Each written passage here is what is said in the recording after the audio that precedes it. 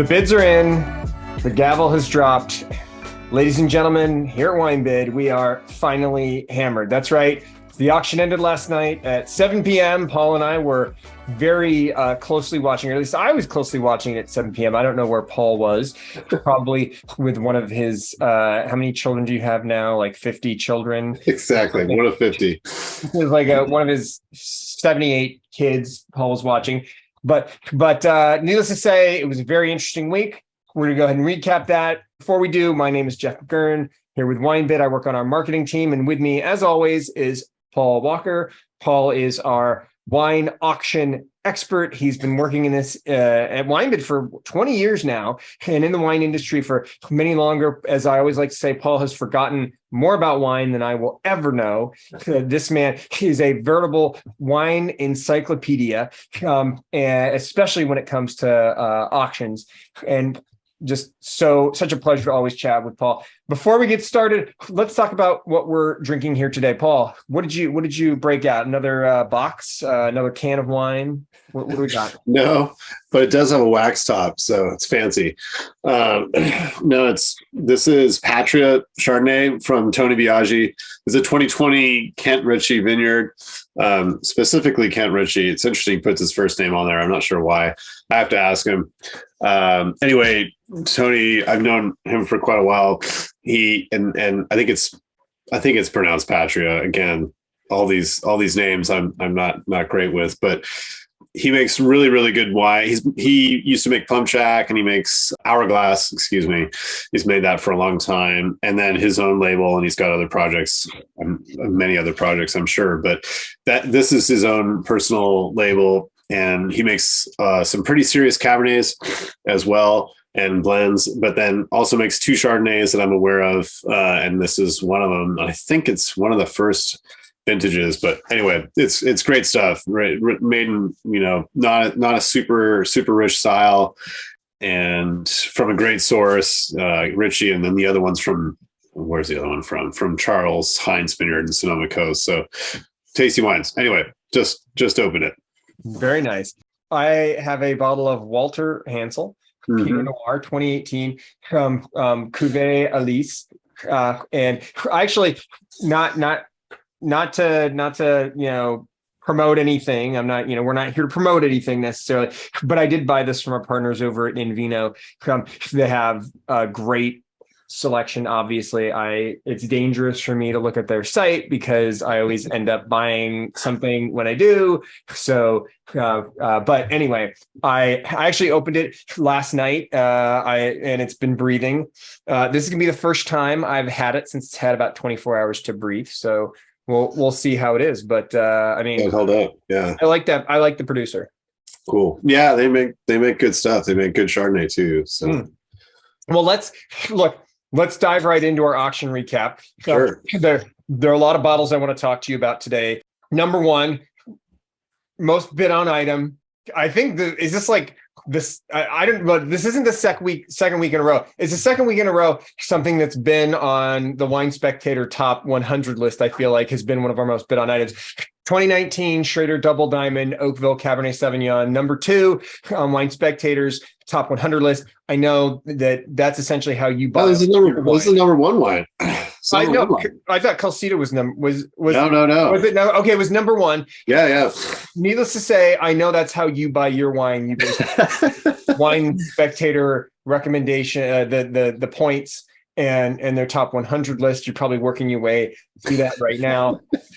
But we had 55 people watching it. We had 18 bids, selling 12 of them. Started at 120, jumped up to 160, right? Are we seeing, is this the new standard? Do you think this is going to come down? How do you see that? Do you see it holding at 160? I think it'll probably end up hammering again somewhere in that range. Because if you see the lot below that got bid up higher. And I think the reason why is because it was in auction for, actually, no, I'm incorrect. That the lot below was in auction for less time, but actually sold for more. So go figure.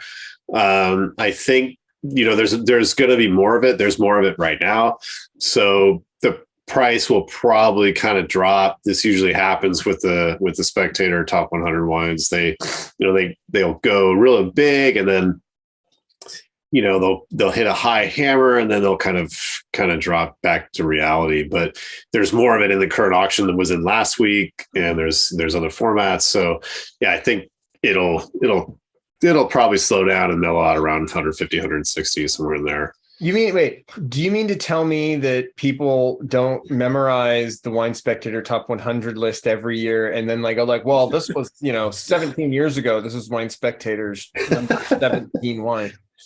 I think the number one wines actually kind of they always stand, or they used to stand out, because it's always been a big deal in retail too. Whenever this would happen, it would kind of explode. The thing is, we talked about this before, is that a lot of the wines that are listed in their top 100 are essentially not available at retail anymore. So it's hard for, obviously, sort of retail buyers to find them. That's why it's always exciting to see them on WineBid, especially the week of the release, the week of naming the number one wine.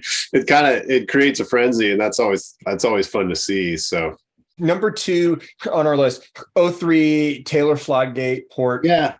20. This one kind of surprised me. Me too. Yeah. I think it was just a good deal, right? I think that was it. A bunch of people watching it, and 10 bottles in auction. I mean, it didn't get bid up that much, but it just went quick. I mean, yeah, 20 people watch 20-year-old port selling for $55. I mean, a great way to end your Thanksgiving meal, right? Sure. Great producer too. So yeah, I mean, that's not an expensive bottle of port by any means. No, I thought that one was just a fantastic. I was a little bit disappointed I didn't bid on that, because and then I'm going for like $57. I'm like, $57 for 20-year-old port. That's screaming deal. Yeah. Yeah. I mean, it could last another probably 20 or 30 years, but still that's not bad. You put one down, or, drink one, put one down, whatever you want to do. It's a good deal. Number 3 on our most bids, well, tied for number 3 and 4. Close your ears, because I'm about to butcher some. Yeah, actually, you know what? I'm just going to stop you there. Preempt me, and no, and you don't know why, and I'm going to tell you. And the reason why is because this is not a 2018 by any means. This was a 2008. This is a misinspection. Oh. And so I think anyone and everyone who is a fan of this wine knows that the 2018 does not exist in the market yet. And so they knew by the picture that it was 2008. And so there was no deal to be had here, right? I mean, even if it's listed as an 18, everyone looks at the photo, they're like, oh, it's 08. Like, that's a phenomenally good wine. So, and it's the only one in the auction, I'm going to go after it. And that's what happened. It got bid up to, what was it, 550, 120 to 5. I was looking at that. I'm like, well, 120 is that's way too low. Whoever priced that needs a review, but was that you, Paul? Did you price that, Paul? Than me, yeah. I was trying to sneak a deal, right? Like, I knew it was misinspected, so I'm like, "Hey, I'll sneak this." No, I'll see it. No. If there's something like that on the auction, especially that producer, people are going to go after it. So, 550. That one was fascinating.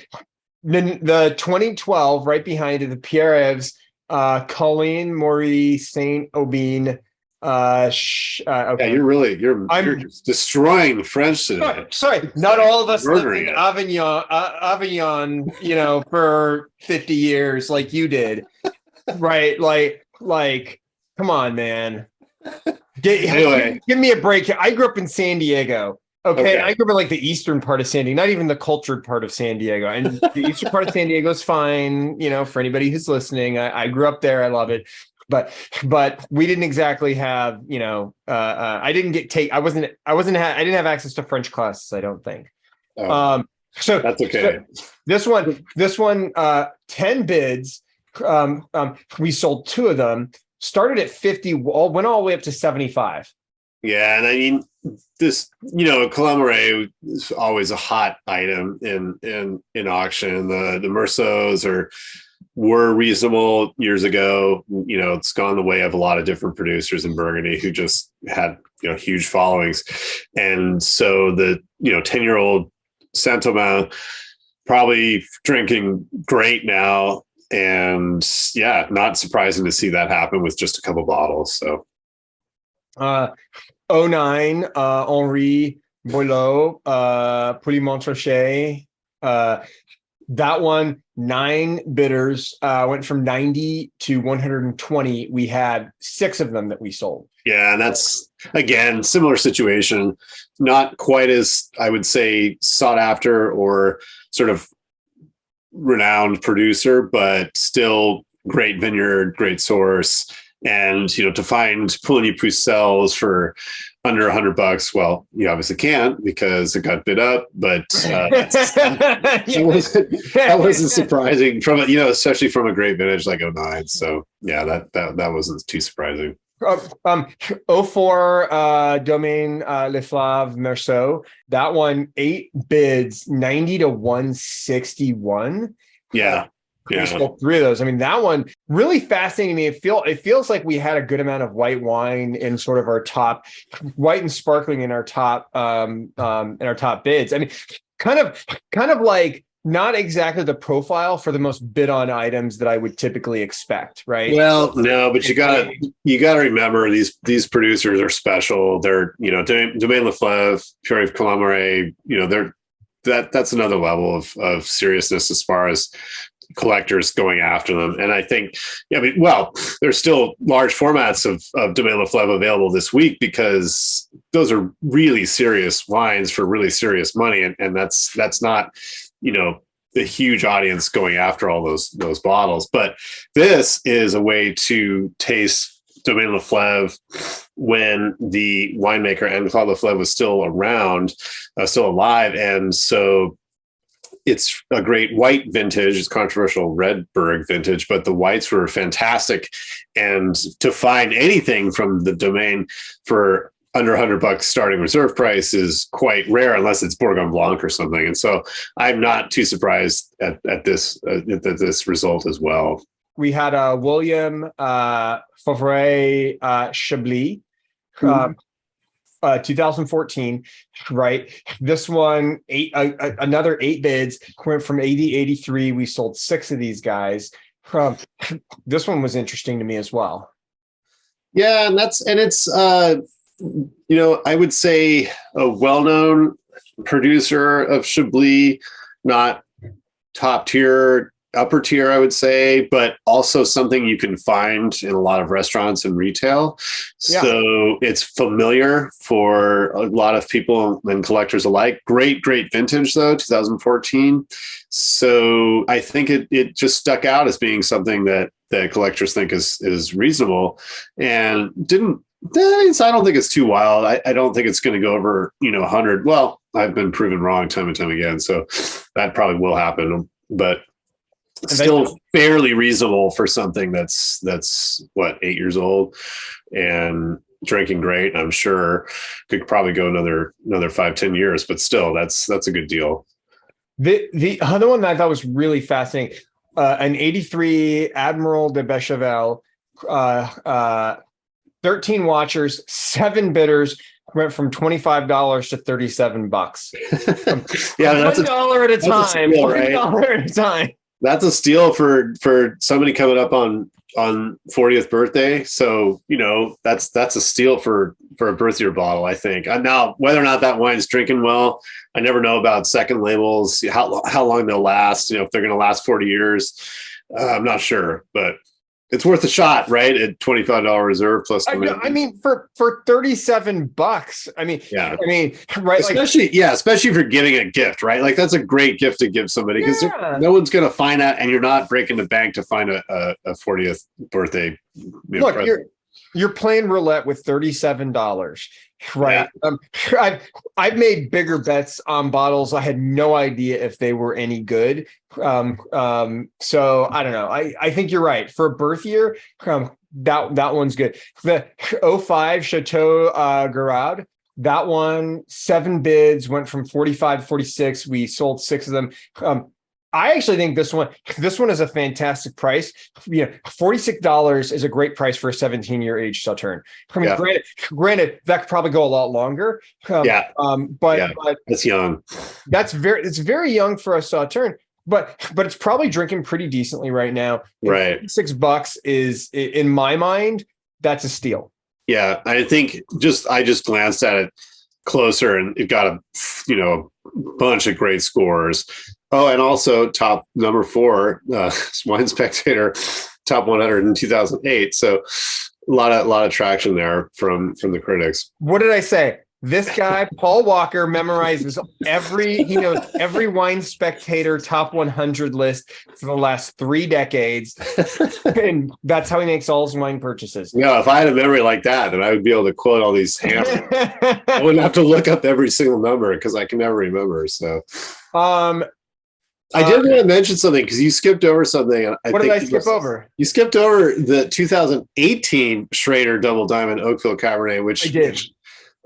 For some reason, I think maybe it was because it was next to the winter wine, people gave it a lot of attention, or they confused that with the 19 or something. A lot of mistypes, like a lot of people were fat fingering those bids and ended up they're like, wait, there's another lineup here for way less. Yeah, exactly. Like, this one's a steal, and it's only 1 year off. How different could they possibly be? Exactly. I mean, 18 was a great vintage, so it's if you think about it that way, comparably, it's not that bad. Well, I mean, I think there's a line of thinking that did this add value to Schrader Double Diamond as a whole? And so now that it's achieved number 1, are people going back and saying, maybe this is a more serious wine? And so should I be buying the 18s, the 16s, the 13s, dip into some of those vintages in Napa that were particularly marquee vintages? Should the Schrader from those vintages be even better? Rather be worth even more, right? Than if you compare to the cost of the flagship wines, all the different designates, they're far, far, far less than those. So it might make sense to take a closer look, especially when the 19 gets such a great, rating and review from the Spectator. So I mean, literally they tasted every single wine in the world. And that one was it. That was the best. That one wine beat everything else. It beat all 2019 Bordeaux's. It beat all of them. Small. Yeah, there goes your investment, Joe. I know. There goes it was in my investment in my child. Don't. And here's what Paul's talking about. So I bought En Premier because my daughter was born in 2019. So in 2020, I decided to buy En Premier. As it happened, we got very unlucky that, COVID was a thing, but I got very lucky in that all of the, basically all of the chateau dropped their prices like crazy. Nearly all of them dropped their prices like 25, 30% decreases in pricing. Some maybe even more. And so I got a bunch of killer deals on 2019. So I bought a lot more than I did. I was like, I'll buy a couple cases of first growth Bordeaux for my daughter. And I think I ended up buying 20 cases of Bordeaux En Premier. As it turns out, it was a fantastic deal because that stuff is now selling for quite a bit more than you could buy it at En Premier 2 years ago. But anyway, let's talk about the last one I have on my most bid on. For sure.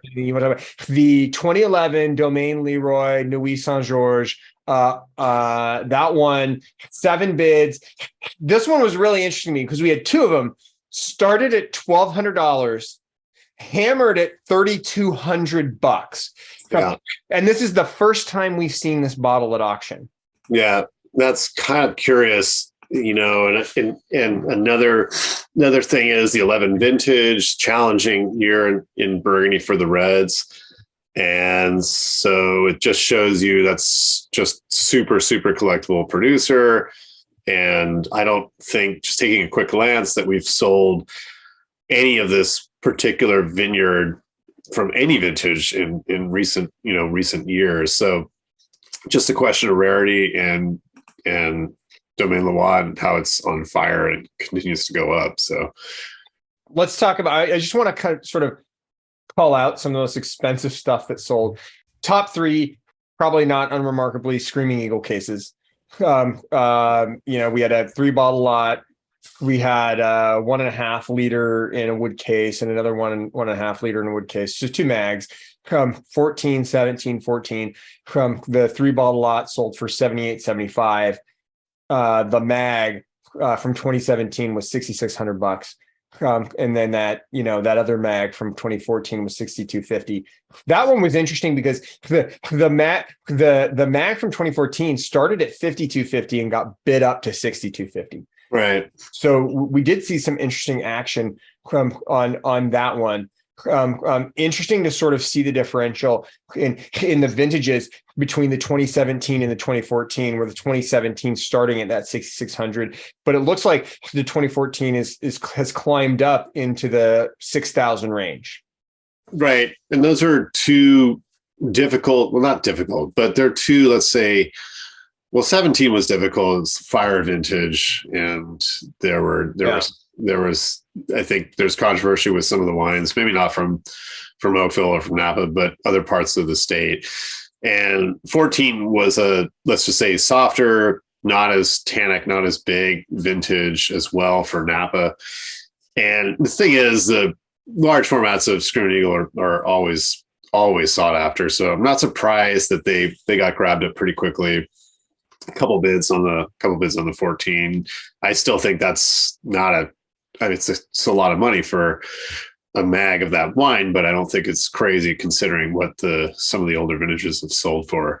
Well, I mean, when you consider $6,250 for the 14 probably isn't crazy considering the 17 sold at $6,600. Right. And I would argue, well, I don't know, actually, maybe not, but I would probably prefer the 14 vintage, but it's just not as collectible because it's just not as highly rated.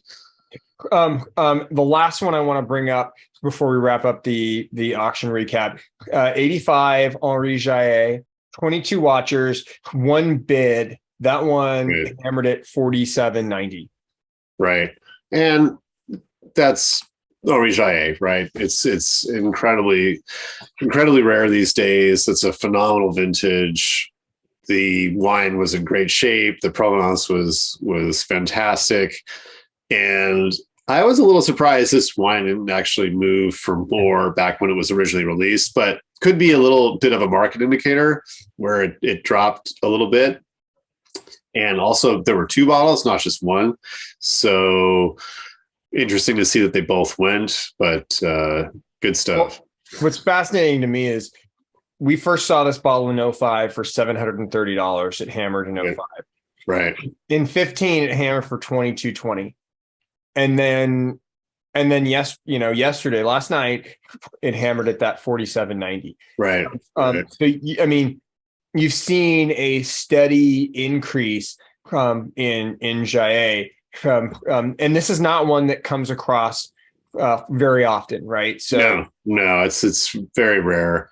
And actually, I misspoke. There is still a bottle available. So there's one more available. Yeah, there's one left. So just one was sold. So price will hold for a couple of weeks, and then if nobody grabs it, it'll drop again. But that's seriously collectible stuff, and over time, I think it'll only just continue to go up in value. Christmas is coming up, and if you haven't gotten me a gift yet, Paul, I did. I got you that 9 liter of Diamond Creek. Remember? Don't you owe me like that 1893? You said case of 93. I was like 1993. That's no, 1893. Yeah. No. You got that wrong. But I feel like you committed to buying me the 1893. I'm not sure I could find a case of that. That would be a lifetime search. I'll settle for a bottle. I have to go to the winery. Yeah, you'll have to go somewhere at the bottom of the ocean or something. Yeah, exactly. Let's so anyway, any other bottles that you wanted to note from this last week that were particularly interesting to you? Well, there was some wild things there. I mean, there was a lot of really great wine in the auction last week. Just a kind of an amazing display of large formats and collectible. There's a mag of Macedo 07. Really? And actually, no, there were 3 mags. Yeah, 3 mags of Macedo. Just to be clear, I would also accept a mag of Macedo as a Well, it's too late now. They're gone. So I thought that all 3 of them sold. oh my God.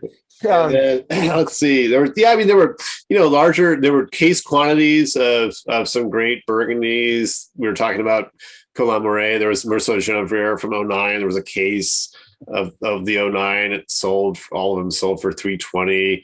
Not surprising. There was a bunch of Kongsgaard 6 bottles of the Judge 17. I mean, stuff is crazy expensive, but very collectible. I think it was again one auction only, and they sold right away. The usual suspects, is Domaine Lefebvre Chevalier, 1,400 for the 14. Let's see, anything else that sticks out crazy. Mag of 1970 Vega Sicilia Unico. That's pretty cool. Oh, that's really cool. Yeah, I don't see mags of that very often. Then hammered for, it started at 1620, hammered for 2220. So that was pretty wild. And then I think we mentioned there were a couple of Georges Remier Bergs in last week, and the 09 Bunmar started at 2000 and hammered at 2200. I think I actually sort of expected it to go for more, but I mean, that's very collectible, and have not seen that wine for quite a while. So that was cool to see. Also, there's a mag of, speaking of Vega Sicilia, there was a mag of 1990 as well. So just all kinds of really cool, really wild stuff in last week in general. Lots of amazing stuff at auction. So with that, I'm going to wrap up this auction recap. Then we'll get into stuff we're watching for the upcoming auction and what's going on this week in the auction. WineBid. I want to first, Paul, I want to walk through our most bid on items. And then after that, I want to talk about stuff that you and I are kind of watching and finding interesting at auction. So right now, our most bid on item, with at least the last time I checked, which was last night. So things could have changed because, this changes a lot. From a 1988 Domaine Robert Arnaud Nuit Saint-Georges Le Process. That one, 8 trackers, 3 bids. We've got one of them started at $70. So it's a very reasonably priced bottle of Burgundy here. Yeah, I think that will probably go for more than $100, no problem. And with 3 bids already on Monday, that's going to go for a lot. It's in great shape. It's great vintage, hard to find, and especially at that price. So yeah, we'll see what happens. I mean, it's not a Grand Cru. It's not a top tier producer. It's very, very good producer, but not to the level of some of the other things we've been talking about. But still, that's right now it's a deal. It might not be in a few days. Well, and I almost feel like with 34 years of age on it, right, sure, even above 100, it's still not a bad deal for a good producer with age. Certainly at 70, it's a great deal. I think even a little above 100, it's still going to be a fantastic deal. Yeah, I agree. I'm not familiar with our new wines from the late 80s, and I don't have the cellar like deep like that. That would be pretty wild. But it's got to have its followers. It's got to have its fan base essentially, who's going to go after it. So yeah, it's a great deal. For now. For now. Well, but here's the thing. If that hammers under 100, I think that's a steal. Yeah, I think so too. Yeah, that's it. That's a good. I mean, we just don't see any of this wine from any vintage. So yeah. Speaking of Bergs from the 80s under 100, 86 Chopin and Phil's Nuit Saint-Georges. That one, it's got one bid on it, but $90. I mean, that one stood out to me because $90. Again, you're looking at greater than 30 years of age, right, a decent Berg producer. I think that one could be super interesting. Yeah.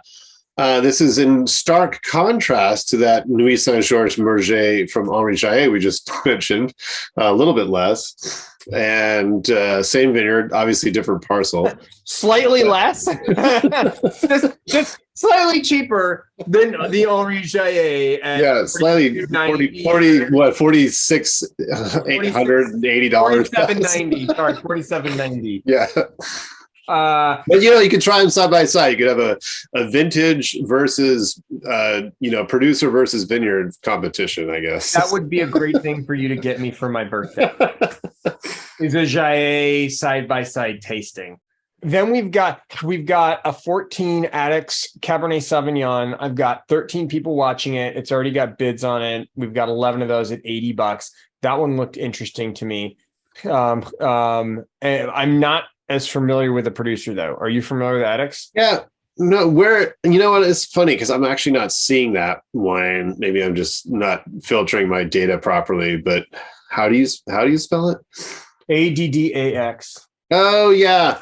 No, I don't know it. I don't know. I know the name, but I've never tasted the wines before. So the other one that I was watching, this already has a bid on it. 11 watchers, 17 Alain Grelot Crozes Hermitage. $45, which is $45 for a Crozes Hermitage is great. 2017. I mean, you probably got those on release 2 years ago. That's when a lot of mine are my 2017s. I purchased them at retail, but $45 I still think is a great deal on that bottle. I thought that's great producer and another unfortunate situation where the proprietor passed away. I think either earlier this year or late last year, and they've always been collectible. They've never really been that expensive. The Guy Road designation is more sought after and costs considerably more, but not terribly much more. It's traditional. It's very, very good wine. So yeah, I'm not surprised people go after that stuff pretty readily. We already got people bidding on an Ambonio Mastiff Cuvée Pinot Noir 04, $30.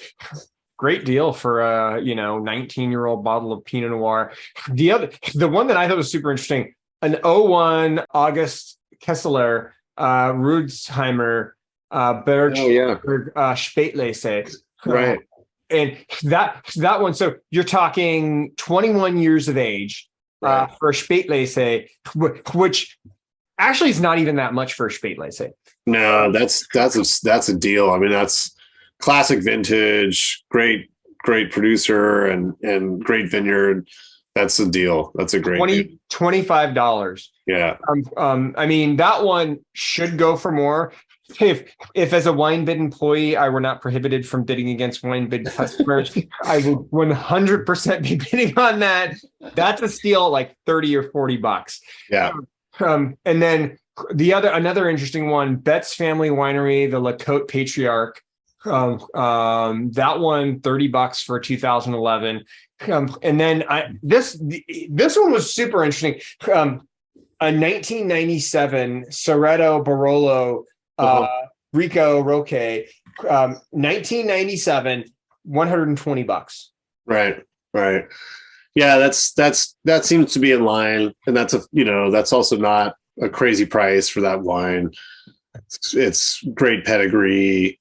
Should be drinking well. It could probably last quite a long time. It got big scores, and that's kind of an interesting case as well, because former examples have sold for more. It's actually gone for as much as, let's see, 150 back years ago. So it's interesting to see that it's actually dropped in price, over a decade later. So go figure.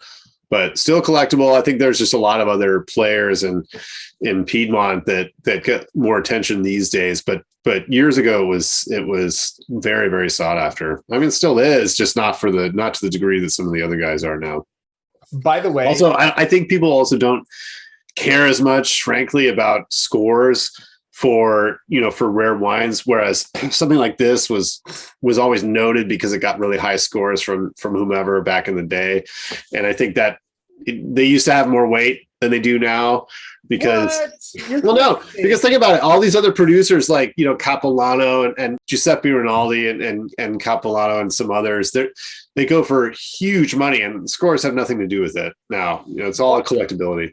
Why do you think scores have taken a hit? Do you think it's because there are just like so many of them out there now? Like everybody's giving wines a score. And do you think it's just become like people are getting score fatigue, where it's like everything I look like, I go to any wine retailer and every damn bottle has a score of like 100 on it. Yeah, it's just, I don't know. I think they still matter, but nowadays wine buyers have so much information just at their disposal online, right? So they can easily go look and see, what the scores are for all different kinds of things. And so they don't carry as much weight, I don't think, as they used to. And when you're talking about collectible stuff from Piedmont, like seriously collectible Barolo or Barbaresco, it transcends the interest in scores because it turns more into a question of rarity and collectors knowing the nuances of all the different vintages and vineyards, sites, and all those sorts of things. And so the scores don't really play into that. And most of those wines, frankly, are not available at retail. I mean, they pop up at auction and they're at specialty retail, on release, and then they're gone. And they're sold to top tier clients. for sure. Before we jump into our picks, there's one more bottle. Or actually, I want to revisit the 11 Betts Family Winery. There's something I forgot to mention. This bottle retails for greater than 100, and we've got 3 of them, which are like at $30. Right. Yeah. I think, I hate to say it, but there are, let's just say, parts of the country and parts of the world where wines are underpriced at auction. They're just better deals at auction because they don't have the popularity that they do either in their home region or wherever it is. This one stands out to me as one. This is one I was actually looking at buying just because of the amount of interest in it. Right. Where it sits at retail, and the fact that I could swoop in and grab it for $30. Right. I mean, just a fantastic deal. Let's talk about our picks. Let's talk Bordeaux. Okay. First thing, new at auction this week. We've got, and this is just stuff that we just posted this week at auction last night. There's a ton of Lafite and a ton of Mouton that is coming to auction. In particular, not to say that it's a fantastic deal, although I actually think it might be a great deal. 1975 Lafite. We've got 2 people tracking it. $475. I think that's a fair price for a bottle of Lafite, even in an off year. I mean, $475 is better than what you're going to get on Premier. Right. No, that's a good example of something that's got plenty of time on it, and maybe that'd be a fun gift for somebody turning 50 in a couple of years, and still not crazy expensive. You're right. There's a bunch of it. There's at least a case of it, I think, in the current auction. 2019 Lafite Rothschild, $850. Right. What we've got it at. That bottle sold on Premier in 2020 for $525. Right. That's a steal. For anyone who says you cannot get a good deal on Bordeaux, I point to this right here, $850 marquee year in Bordeaux. That same bottle, $525 2 years ago. Yeah. No, it's kind of amazing because I never thought that would happen even after the 2000 vintage, when the futures were sold the same year as the vintage, which I think never happened before. I think it was always just slightly into the next year, and that was amazing. And they were so expensive and way back, 20 years ago, they were $400 plus for Cheval Blanc because it was considered the best. And that's just, you think about it now, like, wow, it's amazing that you were able to do that. That's impressive. And by the way, I also want to point out 1990 Mouton, we've got at auction for $475. To me, this is another one. $475, phenomenal price for Mouton. Yeah, I've heard tricky things about this bottle, though. I've heard that's a challenging wine, the 90 Mouton. I have had it, but it was a long time ago. Don't remember. Did you like it when you had it? I mean, what did you Yeah, but it didn't stand out. It wasn't one of those incredible. It's nothing like 90 Margaux or 90 Lafite.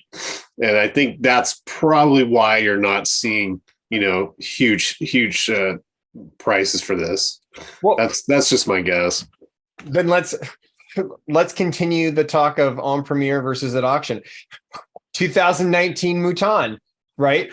$695 at auction. En premiere, that bottle was $395. Yeah, there you go. I mean, 2 years, it's almost we're close to being doubled in value. It's increased 80% in value. And that's then, amazing. It's amazing. And then this one I thought was fascinating. We have a 67. I had to look at it 3 times. 67 Margaux for $260 at auction. Even if there are issues with the bottle, I still think $260 is a very fair price. Yeah, off year bottle issues. Right. It's $260 for a bottle of Margaux. Right. Well, that's a perfect anniversary bottle, right? Perfect anniversary bottle. It's not going to be good. I'll tell you that right now. Paul, and by the way, if it is good, Paul will refund you your money. I'm just kidding. Paul will not. I mean, I don't know. I just had to sneak a peek at Cellar Tracker, and somebody just drank it in July and said it was beautiful round taste with lovely left tannine. Interesting spelling. Anyway, so yeah, maybe it's a sleeper. Maybe it's killer. Nobody knows, but I mean, it's $260. Right. Well, but it was a terrible vintage, right? I mean, it was panned by everybody, I'm sure. But okay, look. Okay. Another one I'm watching. Yeah, Parker gave it 67 points. Matches the See, Paul Walker watches the points like a hawk. I have these windows up. I have access to it quickly. Sure you do. Sure you do. He's got it all in his mind. 37 Latour. That one stood. I saw that. Yeah, I saw that. That's cool. And not crazy expensive for something that old. Yeah, $825 for a 37 Latour. I thought that one looked really fascinating. Nobody seems to be watching it. I don't think $825 is crazy. There's another birthday one, or just one that's really cool to see. What did this stuff taste like back in the 1930s? Yeah, I mean, this would be an awesome 90th birthday present, in a few years, for sure, because that's hard to find, and something at that under $1,000 for first growth. I mean, that's really, really cool. That'd be an amazing anniversary or birthday bottle. I'd be curious just to see what did this stuff to even taste like back then. Sure. I mean, you're talking about not even a different era, but 3 eras ago. Right. A different era. I wonder what Broadbent tasted it too. I'm kind of curious because I think we might have the publishing date in the system as to when Broadbent tasted it, because a lot of those notes from his vintage wines book are 20, 30, 40 years old. So I'm kind of curious when he actually, he drank it in August 1999. So it might be a little different these days. But hey, another 23, 24 years, who cares? Okay, before you start talking about me, right? let me say, 81 may have been a terrible year for Bordeaux, but it was a great year. I think you always say it was a great year for humans. Amazing people. I don't think it's that bad. I don't think it's that bad of a vintage. I think you're always dogging it. I keep telling you examples of 81s I've had that are great. So I don't know. I think you just got to try more and lower your expectations. Well, here's the thing though. $330 for that is seems fantastic. Did you say 81 Latour? The 81 Latour. It's in right now. Yeah. It's in right now. And I mean, the most recent tasting note on Cellar Tracker, February of 2022, saying it's a beautiful wine. And actually, yeah, that's a great example. I had 81 Latour a couple of years ago. Actually, I just remember this, and it was really good. So go for it. Or you could buy 81 BV George Latour, which I discovered is also in the current auction. That might be even better. You never know. How much is that? Is it 150? There's a couple bottles in the fills into the neck. It's a great looking bottle. So I am watching those like a hawk right now. 89 Chateau Angelus. I'm sure I'm butchering that name. That one already has a bid on it, $360, which for a top tier Bordeaux producer like this one, I think 360 is very reasonable. Well, yeah, Angelus, it blew up in price. I don't know how many years ago, 10 years ago or something. And a lot of these really banner vintages, even if the scores are not that great, again, it's kind of one of these wines where it's very collectible. People who know are going to pay serious money for it. And it's not an off vintage. I mean, it's not, well, it's a phenomenal vintage. For the left bank, not as much. Well, but for the right bank, it's great vintage. So that's not, I mean, it's not cheap, but that's what it costs. During on Premiere, every vintage is the best vintage ever. And then the last one that I had, and I'm curious to hear what you're watching Bordeaux wise, an 88 Smith Olafite. Oh, yeah, I saw that. There's 70, a few of them, right? Dude, 75. Yeah, there are two. Yeah. $75. If you're looking at the tasting notes, it seems to be drinking really well right now. To grab a Smith Olafite with that much age on it for under $100, it's crazy to me. Well, yeah, I mean, it makes me think of the 15, which we might even have in the auction right now too, which is like $300 or something, because of the scores, obviously. But yeah, no, sorry, I said 300, but no, it's 120. But no, that's a good deal for something with that much age on it. I bet that tastes great. The bottles are in killer shape. Fills into the neck. Dude, the bottles are in great shape. You look at like the most recent tasting notes, and the most recent tasting notes say it's doing well. Granted, they're from 2017, but still, we're talking $75. This bottle retail twice that. Yeah. Right? And to your point, even some newer bottles are significantly more expensive. In my mind, $75. I'd be willing to drop that even at the risk that there's a slight bit of oxidization, which there actually may not be.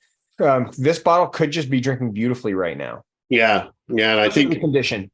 Yeah, and there's a case of it. There's 10 bottles in one lot and 2 in the other. I'm pretty sure they're both from the same source. They look like they just came out of the wood, and so it's passive storage, which is always can be a little bit weird, but the inspectors are not going to let this stuff through if it doesn't look good. So it looks great to me. I've had a ton of stuff at passive storage that have been stored for much longer than that, from the 60s and 70s. That is fantastic. Yeah. It all depends on, almost more so if it's just been sitting at one temperature, at a static temperature, even if it's not 55 degrees, if it's warmer than that, but not too warm, but static, that's almost more important than the temperature itself. So for sure. I mean, if they're like, I had it stored at my, my unair conditioned house in the Mojave Desert, where it swings between, 12 degrees at 180 degrees. Then yes, yeah, and those bottles would appear, they would be toast, just on physical appearance anyway. So yeah, I think this is good choice for sure. Paul, talk to me about some of the Bordeaux. Are you watching any Bordeaux? Yeah, no, I am. I flagged some Bordeaux because I knew you'd ask me about it. So I looked at. I know you're not a Bordeaux fan. Paul doesn't. No, that's not true. Paul doesn't like anything. You got all these like. I was like, I like Cru Beaujolais, and Paul rolled his eyes. I was like, oh my God, you like Cru Beaujolais? Like everybody's doing it, right? You have to say that. You have to say that if you want to get any credibility in the wine world. You have to say that you like Cru Beaujolais. No, I love Bordeaux. I just don't buy a lot of it because it's too expensive. But there are some great examples. We've obviously just reviewed a few. There's 1988 La Mission for $280. Oh. It's another, again, it's not. It's not the highest scoring wine they've ever made, And, I'm not sure how the 88's drinking now, but 88 Oprion is really, really good. Well, LMH And 280 for Lemission, for that vintage I think is pretty good deal. I feel like LMHB has really like broken out. Like that one has become really popular over the last, I don't know how many years, but there seems to be a cult following around that board. And I don't know that you can say the word cult and Bordeaux in the same sentence. Yeah, you can. There's definitely these culty labels in Bordeaux. Some things we rarely like. Well, I'm not even going to say. I think La Violette is one, but some people say, "Oh, that's not." But who knows? Whatever. Valandro. Some of those wines from the the mid 90s that were like true garage wines are kind of cult. They have cult followings, but like not. I mean, not so much. Even ones like La Méchante. But they've been doing some. I mean, they've had some amazing vintages. Yeah, putting out bottles over the last. To me, it was underpriced for years and years and years and years. Right. You could buy La Mission for under $100 consistently, and it's just like Level Las Casas, right? It just outperformed. It outperformed like its first growth, brethren or whatever you want to call it, in the same vintage. Like 90 Level Las Casas, perfect example. That wine destroys 90 Mouton, and you would be able to tell instantly if you had those side by side. You'd say because 90 Las Casas is phenomenal. It's super, super good. And you pair it with 90 Oprion and 90 Mouton, and it'll smoke it. And so I think same thing with the Mission, right? You could find vintage examples, well, let's just say 20, 30-year-old examples 10, 15, 20 years ago that would destroy other examples from, their first growth counterparts, whatever you want to call them. But La Mission used to be underpriced. It isn't anymore. But I thought the 88 at 280 and like perfect condition bottle, or appears to be anyway, is a decent deal. Let me keep going so we don't please. Time here. 18 Pop Clement is in like a whole giant roster of scores if you care about that, but still $85 for the 18. I don't think that's I think that's very reasonable for Pop Clement. Yeah, great bottle. Yeah, and that's it's probably going to go over $100 within a couple of years. I wouldn't doubt it. 85 and 86 Pichon Lalande, those are both just phenomenally good wines. I think we've got some 82 in right now, and it's some crazy stupid price. But the 85 and 86 are, 86 especially, is just incredible stuff. I would say not quite as flamboyant or showy as the 82, but really, really, really good. And the 85 is 200 and the 86 is at 225 reserve. There's a 75 Trollon Mondot for $60, which I think is a steal, considering recent great finishes of this wine are way, way more. And let's see, that's cool, for considering somebody turning 50 in a couple of years. I think that might have actually been it for Bordeaux, but still, those are my picks, and I think they're good ones. So let's talk Burgundy for a couple minutes. Sure. There were a few Burgundy bottles that I'm watching. 1980 Domaine Ponceau Claude de la Roche. Yeah, I flagged that one too because it's quite rare. Rare. It first sold at auction in 2018 for $1,200. Right. It last sold at auction for $2,000.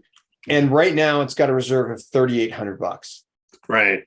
I mean, that one it was just interesting to me to see such a meteoric rise over the last 4 years.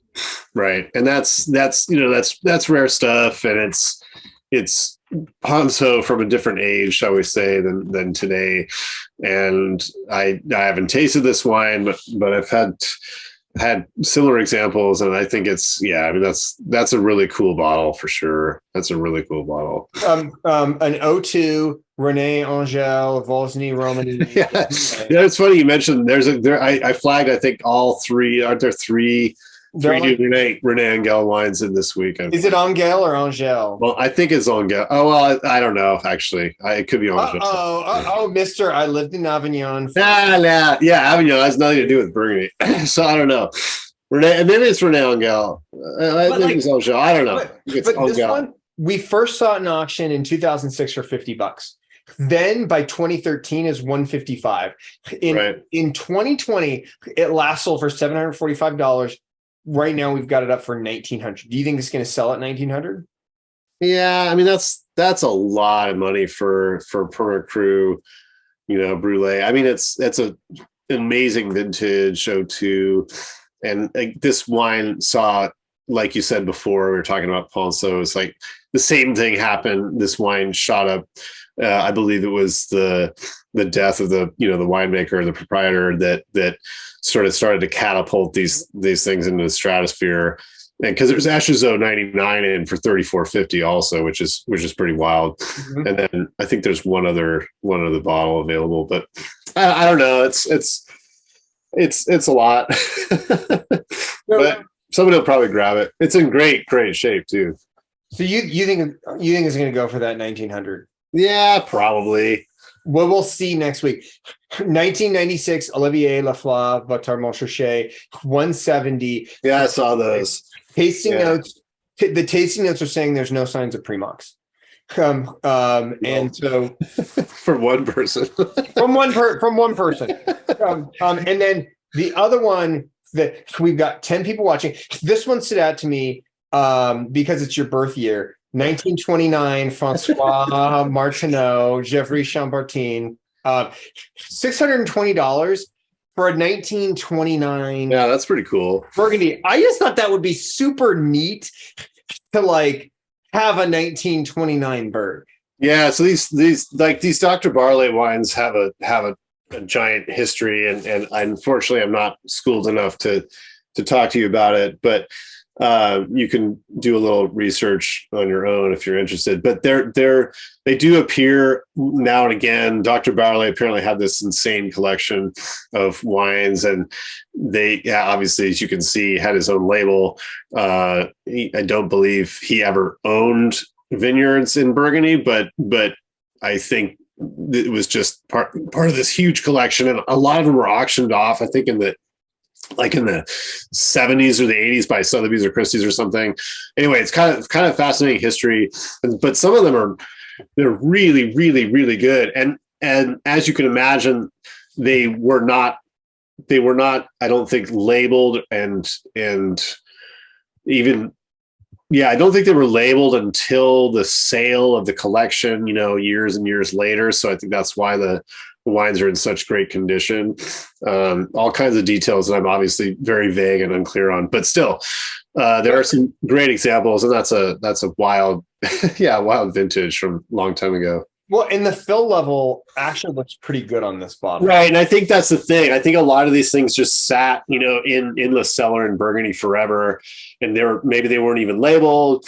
Maybe they weren't even bottled. I don't really know. So yeah, but there's that's a really cool example. And it's not crazy expensive. What do you think about? I wanted to ask you about this one. A 1993 Michel Magnin Claude de la Roche for. Oh yeah, that's an awesome red vintage for sure. Drinking well as early as 2020, $140 for that seems like a pretty decent deal to me. Yeah, no, that's kind of a sleeper. I think the seepage might be turning somebody off, but otherwise, I mean, the fill's great. The bottle looks great. Looks like it might have leaked onto the label or something leaked onto the label. I don't know, but otherwise, it looks pretty good to me. That's kind of what I was looking at, like the fill level, the color of the wine, the bottle overall looks fantastic. Yeah, that's a cool find. I think that'll get grabbed up if somebody's not concerned about seepage. They'll probably grab it. I wouldn't be surprised because it's such a great red vintage, and you could probably find some of the higher end examples, but they're going to be just wildly expensive. So that one is Grand Cru as well, right? Yeah. Oh yeah. Okay. Yeah. I mean, try to find Dujac Clos de la Roche for less than, $600 or $700 or $800, and good luck. Especially 93 would probably be over 1,000 easily. So $140, folks. What are you watching, Bergwise? Yeah. So let's see. Let me try and go through this quickly because I tagged a bunch of stuff and I don't want to waste everyone's time. Oh yeah, there's a 72 Vogue Bunmar for somebody who's got I guess, almost a month left if you're turning 50. I know, like, hurry, get it now. Or a belated birthday gift. Yeah, that's what I was going to say. This is a great gift to buy before the end of the year for somebody who did turn 50 this year. Or not cheap, obviously, but this is a rare bottle. There's a couple lots, I think, and there's one that looks really, really good shape, really good fill, great label, if that matters. And that's something I tagged because it looked really cool. Phenomenal, obviously legendary producer of Musigny and Bonmar. Let's see, there's an 89 Berthaud Chamel Musigny Amoureuse. This is, considered Grand Cru quality Chamel Musigny. The Vineyard Amoureuse is incredible. Hard to find it from anybody these days for less than crazy money. So the 89 from Berthaud for $400, I thought wasn't a crazy price.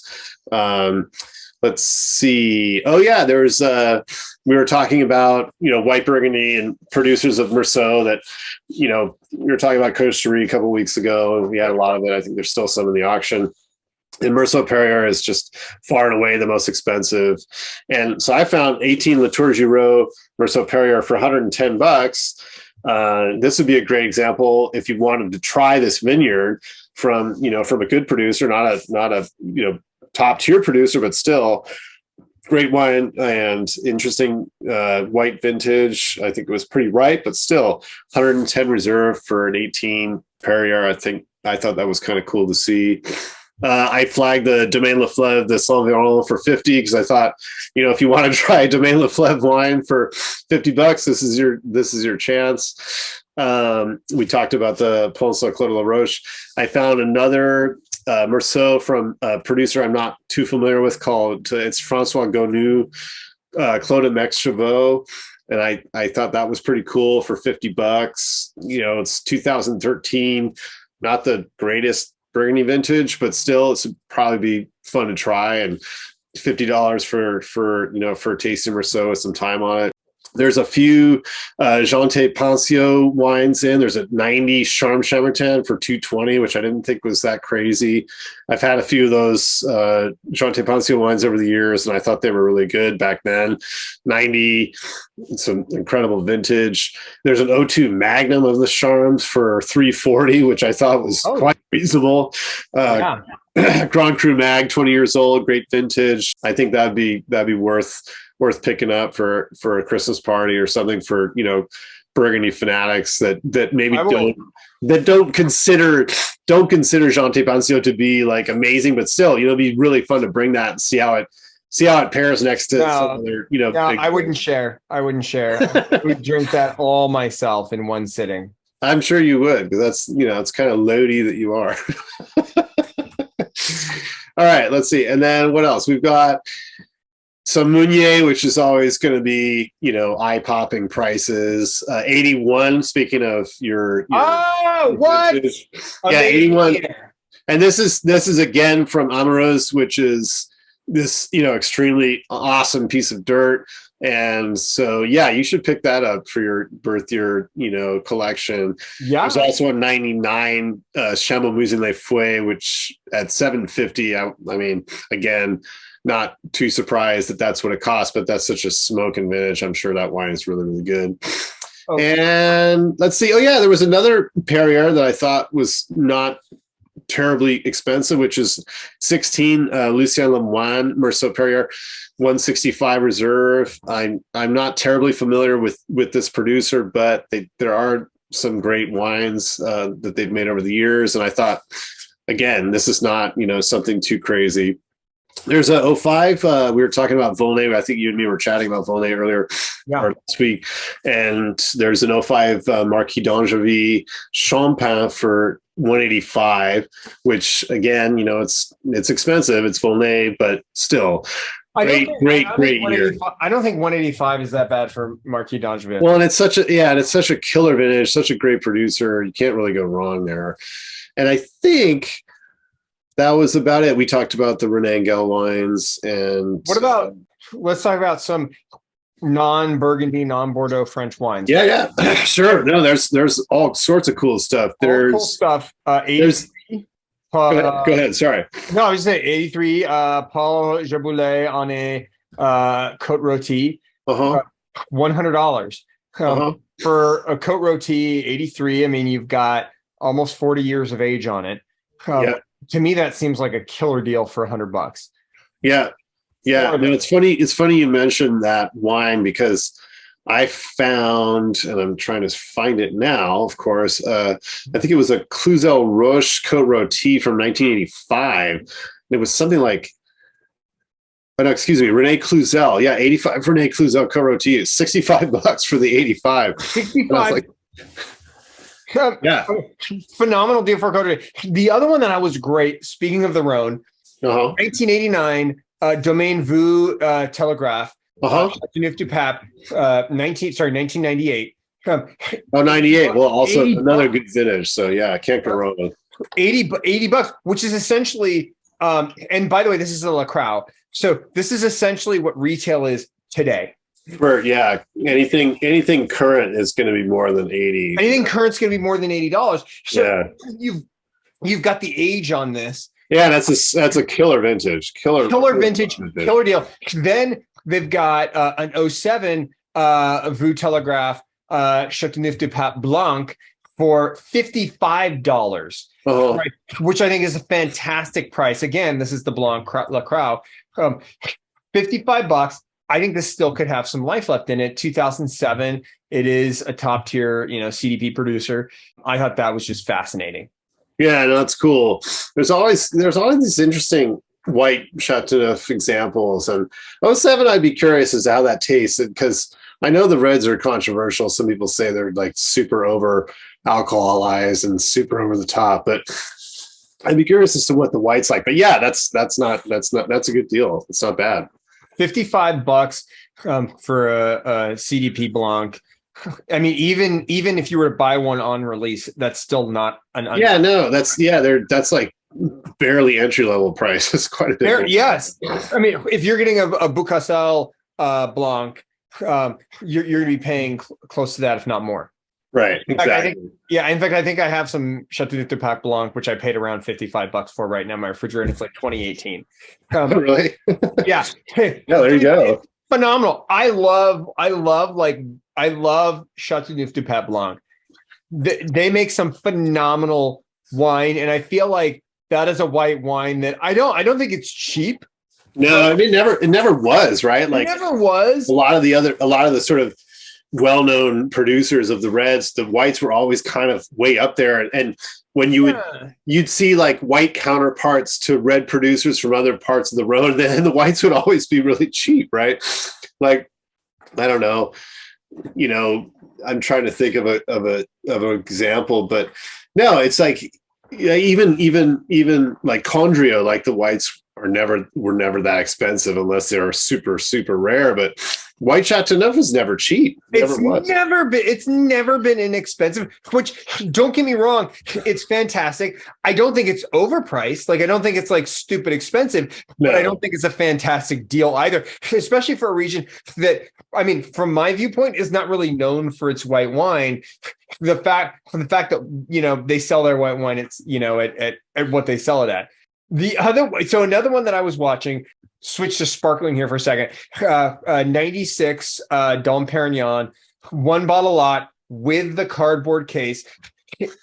Epic year of Dom Perignon. That's true.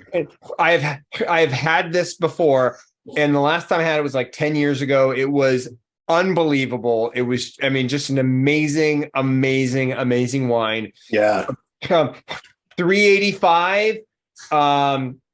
We last saw this in May for 385, and then it's basically jumped up in 2020 from the 250s to the high 300s.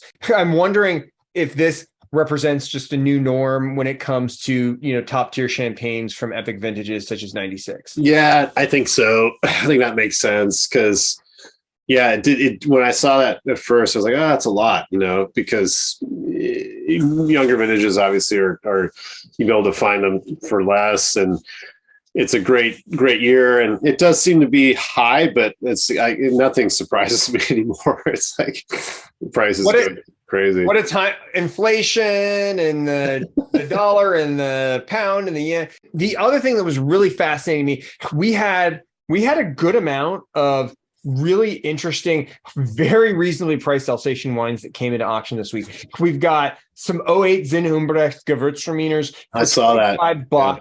An 08 Zinhumbrecht Riesling, and I love Zinhumbrecht. And you know me, I'm a huge Alsatian wine fan. Sure. We need to come up with a term for like people who love Alsatian wines, like like an Alsatian head, or I don't know. Wolfberger, Pinot Gris.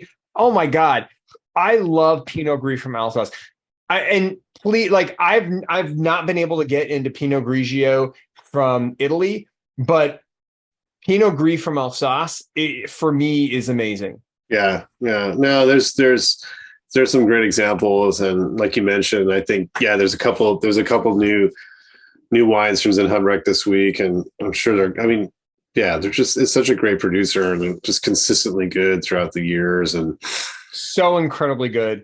Yeah. And then the only other one I'll mention that sort of the other French was the Auguste Clap Cornat. Oh yeah, I saw that, the 89. 89 for that's serious wine. Last sold in 2020 for $335. Right. Yeah, no, that's serious wine. And it's just become more and more collectible as time goes by. So there you go. What other French wines are you looking at right now? Rhônes, Alsatian? Yeah, no, I was kind of trying to find examples at all different ranges from different places. And there's some Alangeon, Lirac, Clos de Six in right now. The 15 is $25. It's a good deal for really tasty Rhône, really tasty Lirac.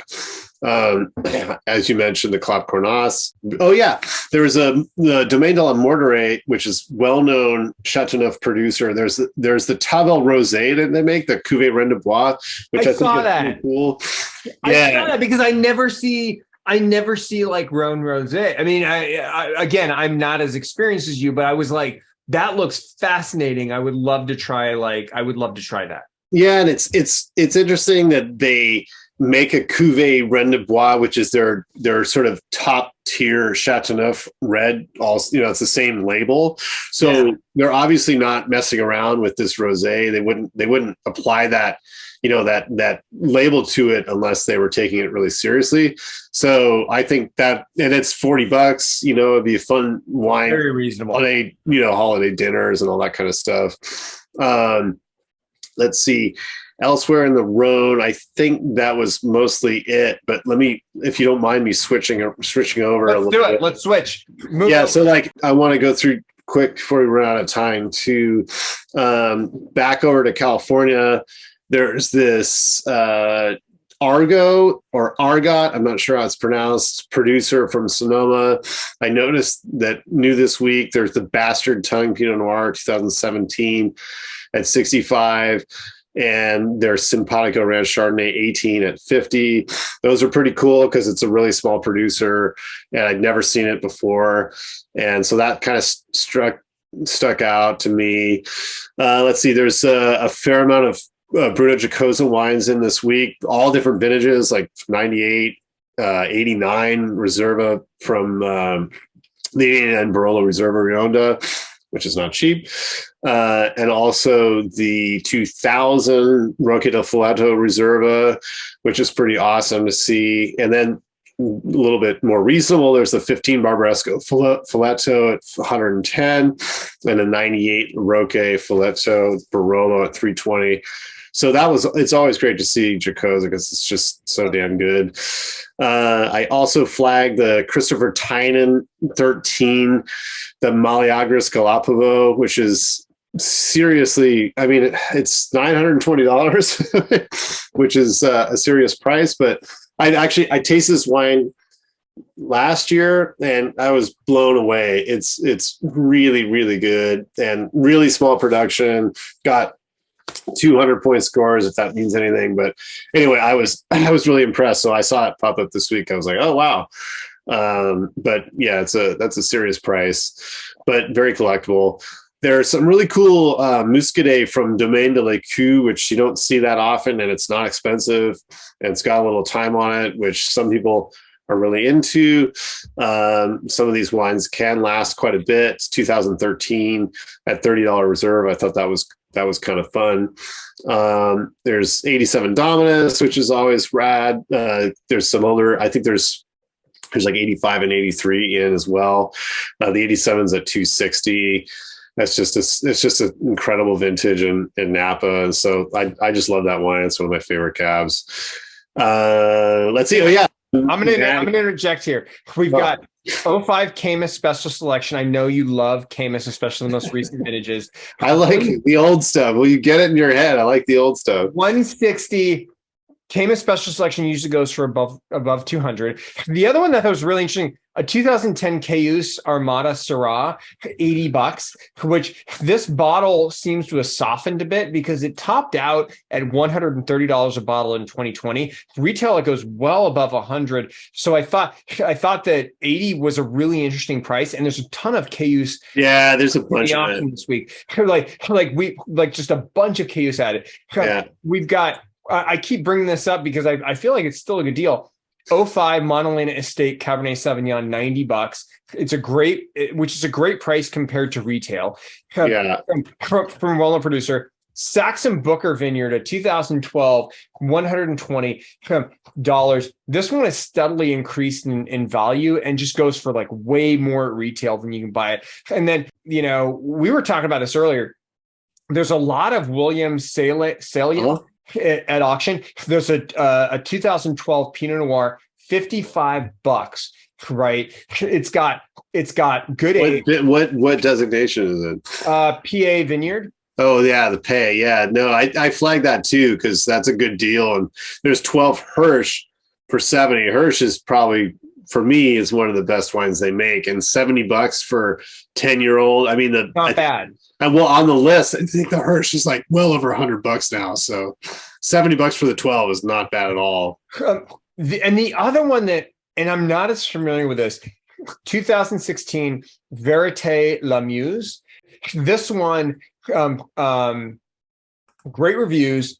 First sold in 2019 at $230.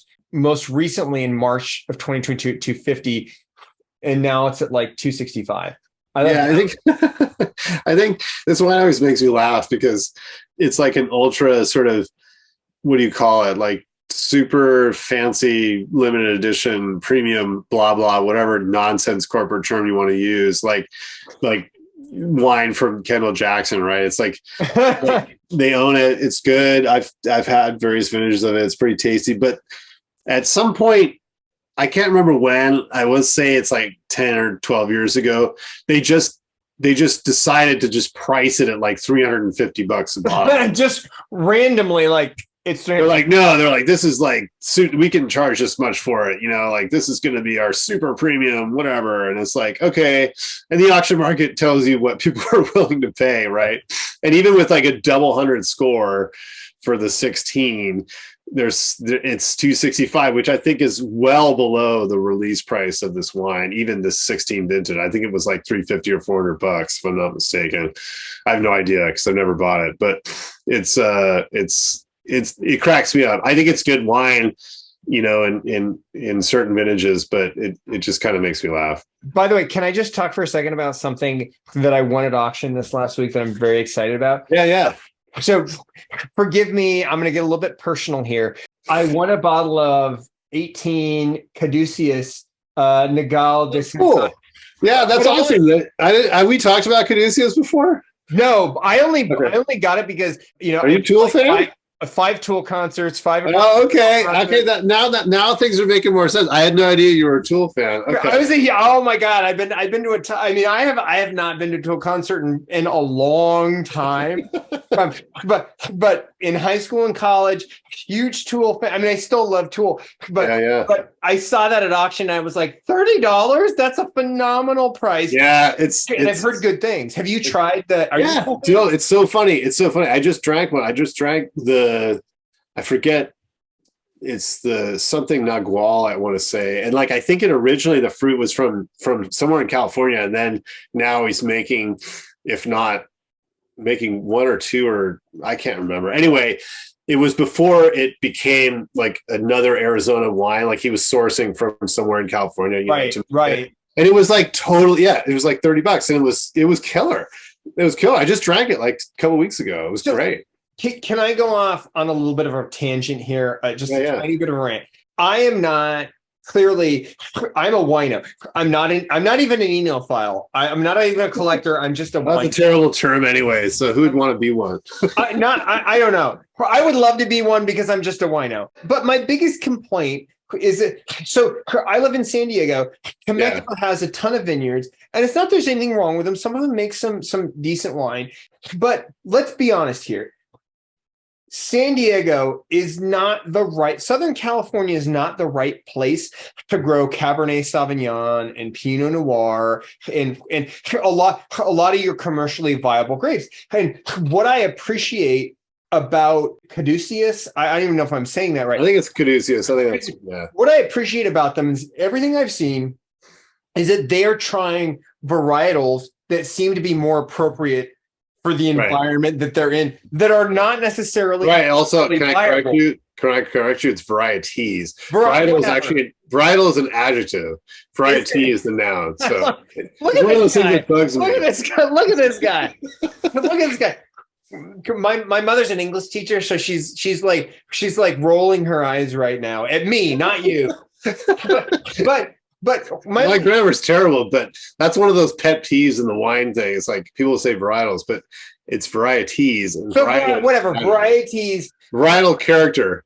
My only point is, like, if you're gonna you want to open up a winery in San Diego, Arizona, that's fine, but grow the grapes that are going to be appropriate for the environment you're in, and don't just do Cabernet Sauvignon, Merlot, and Pinot Noir and Zinfandel because that's what everybody else does. No, and I think Maynard was obviously taking, like, could imagine everything he does, he takes very seriously. So he's not going to mess around with his own winery, right? It's not just some sort of vanity project BS. It's like he obviously poured himself into it, as it were, and really got, he makes the wine, right? He's intimately involved with all of the process. So I've never been down there to taste. I'd love to go down and check it out. Sounds like a cool spot. You and me should make a trip out of it. We should make the pilgrim to Arizona. We'll probably be the only people showing up to his tasting room that are more interested in his wine than than the music.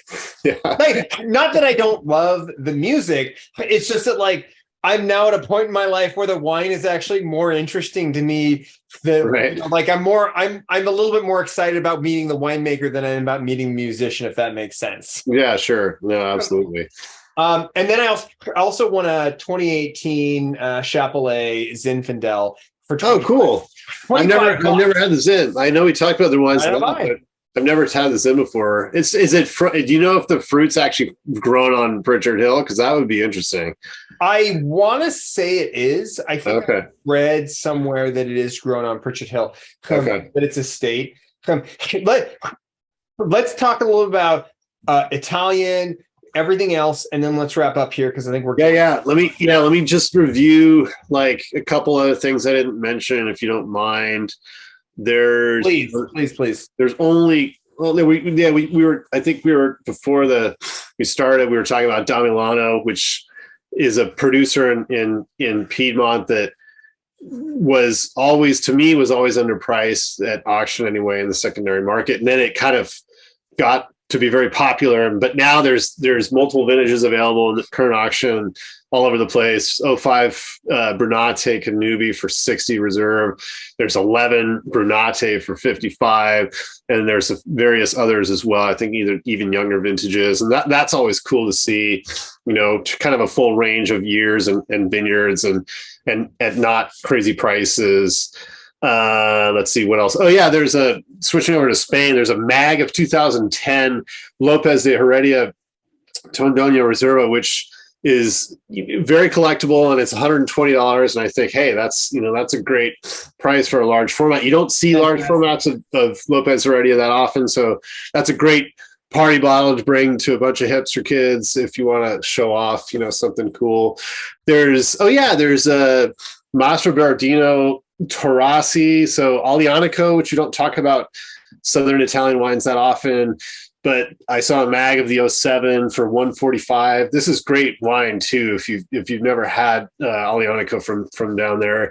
I mean, Mastro Bardino is probably the biggest and best known producer. By the way, I love Nerello Mascalese, which is a Sicilian wine. We've talked about this. Yeah. 2017. Passa, basically a 2017 Etna Rosso, $30, which is a great price for Etna Rosso, and fantastic grape that just doesn't get a lot of commercial viability. Yeah, it's true. There's like Terranere too in Sicily, amazing wines, super good. But yeah, I thought this was cool to see, something from '07 for, Magnum format for $145. I didn't think that was bad at all. There's also a bunch of Montevertrano, which I don't know if you've had this before, but amazing Aglianico from down in Colli Senesi, and it's really, really good, and it's not expensive. The '05's at $40, the '07's $65, the '09's at $40, the '11's at $35. There's a bunch of bottles, so you probably you're not going to get into bidding wars with people, so that's kind of cool. And then there's this Brunello producer, which continues to kind of haunt me because I've never tasted it and it's very expensive. So I'm always kind of fascinated by it. The Stella di Campalto. There's these magnums of Amore, which I think it's not a Reserva label, but it's like a step up from the standard Brunello, and it's handwritten and they're really fancy. And there's also 2012 Reserva. And I think there's mags of the 2012 too. So that's kind of one of those wines where I want to really try it. I mean, it's horrifically expensive, but I'm curious as to, what all the hype's about with that. And then again, back to your favorite, we always talk about Tenuta San Guido. There's the Guidalberto 2020, like there was Le Defesse, continuously in the last few weeks. There's also the next label up, the Guidalberto for $45. And I bet that's really good because Defesse was really good from Defesse is fantastic. That's a great deal. Talking about Italian, so let me really quickly. I'm watching 1998 Gaia Langhe Costa Russi, 250 seems reasonable for a Gaia, but it seems like there's some great deals on Brunellos. 1990 Castelletto Banfi Brunello. $85, right? 1999 Marchesi Frescobaldi Brunello, $65. Yeah, there's a bunch of that. I saw that. A bunch of the Frescobaldis. Yeah. For under 100 with a lot of age on them for Brunello, which a Brunello needs some age when it's a good Brunello. And then the 2012 Calamatani Brunello. I saw that too. $50. Just some phenomenal deals on the for me at least on the Italian side, and let me just say really quickly, covering Germany, there's a bunch of 71 Spätlese Rieslings that came into auction for like $45, $46. No, that's cool. So great age, and if you have not had a long aged Spätlese, even a long-aged cabinet, they're fantastic. Yeah, they're really, really good. Phenomenally good. So much of that at auction right now. Yeah. And then a 72 Bernauslese for $70. Just a great deal for a Bernauslese with that much age on it. Just a lot of great stuff in the German category. If that's your thing, I love German wines. I mean, I love all wines, so I'm weird like that. Before we wrap up, is there anything else you wanna cover here, Paul? No, I think we pretty much covered it. I think that was like all the different new things that have popped up this week that were catching my eye. So, and there are a couple of things I'm not going to mention because I want to bid on them. So, so whenever Paul says that, here's what I do. I go into his accounts and see what he's watching, and then I make sure right before the auction ends to bid up all of those things $1. No. All right. I'll give you one more. There's because I had this wine recently and it's phenomenally good. 1963 Quinta de Noval. It's at 210. And, Quinta de Noval, probably best known for the Nacional, which is incredibly, incredibly expensive. Very good, but very, very much more than their let's just say standard label. But 63, incredible vintage, 210. I didn't think that was crazy. And I had this wine over a few weeks and it's excellent. It's just amazing. So I thought that was a cool holiday bottle. And 210's a killer price for something with that much. Yeah, from that vintage especially, because you can buy. I think there's probably Nacional in the auction right now. I didn't even look because it's just frightening prices. There's probably a ton of it. He's literally Paul's looking it up and placing bids as we speak. Hey, and with that, before Paul and I get into any more trouble and bid on any more wine, because all this ever does is cost Paul and I money. That's true. Believe it or not, folks, that is how we make money off of this podcast. It's that Paul and I end up bidding on wines. Just buying the wines that we talk about. We buy the wines that we talk about, and that pays for the podcast. So anyway, thank you everyone for joining us. This has been Paul Walker and Jeff McGurn. Happy bidding out there. Have a great rest of your week. Have a happy Thanksgiving or whatever holiday you might be celebrating this week. But hopefully you're opening up some great wine. Happy holidays, everyone. Thank you so much. Cheers.